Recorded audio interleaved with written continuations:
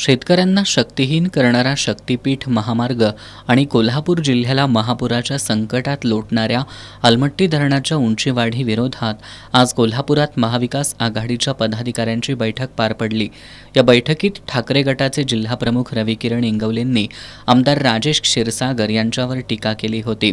यानंतर शिंदे गटाचे जिल्हाप्रमुख सुजित चव्हाण यांनी पत्रक काढून माजी खासदार राजू शेट्टी यांच्यासह महाविकास आघाडीच्या पदाधिकाऱ्यांवर टीका केली। या टीकेला उत्तर देताना ठाकरे गटाचे जिल्हाप्रमुख रविकिरण इंगवलेंनी शिंदे गटाचे जिल्हाप्रमुख सुजित चव्हाणांना शहाणं होण्याचा सल्ला दिलाय।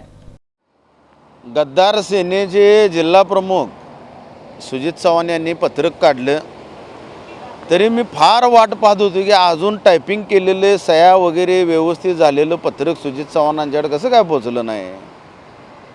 कायम माझ्या या मेंदूमध्ये विचार होतो की सुजित चव्हाणाला लिहिता वाचता येते की नाही।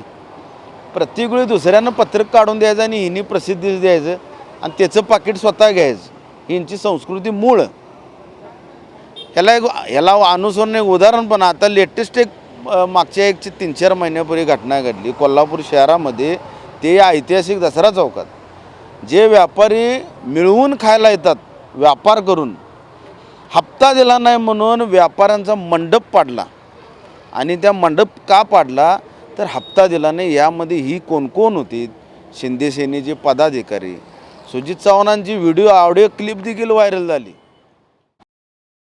ठाकरे गटाचे जिल्हाप्रमुख रविकिरण इंगवले यांनी आमदार राजेश क्षीरसागर यांना सुद्धा आपल्या खास शैलीत लक्ष केलंय।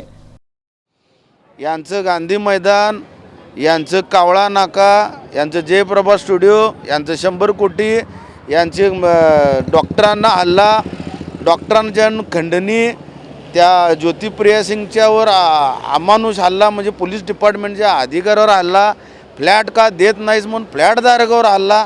अहो किती अक्षरशः कळकळून सांगतो कोल्हापूरच्या जनतेला, महाराष्ट्र जनतेला, ह्या पक्षातील म्हणजे ह्या विद्यमान सत्तेतील ही जी कोण नेते मंडळी ती माजलेली आहेत। शक्तिपीठ महामार्ग आणि अलमट्टी धरणाचा क्षीरसागर यांनी अभ्यास केलाय का? क्षीरसागर शेतकरी कधी झाले असे सवालही इंगवले यांनी उपस्थित केलेत। त्या अलमट्टी धरण किती उंच आहे, त्यामध्ये किती TMC पाणी आहे, शक्तिपीठ महामार्गाच्या माध्यमातून कोणाकोणाचं कसं कसं नुकसान होणार याची खातरजमा, याचा अभ्यास क्षीरसागरने केला आहे का? म्हणून मी आजच्या मेळाव्यामध्ये बोललो होतो की क्षीरसागर शेतकरी कधी झाली, कधी शेतात बांगलाला जात होते मला काही कळालं नाही का? अदृश्य मिस्टर इंडियामधलं घड्याळ घालून ये बांगलाला जात होते।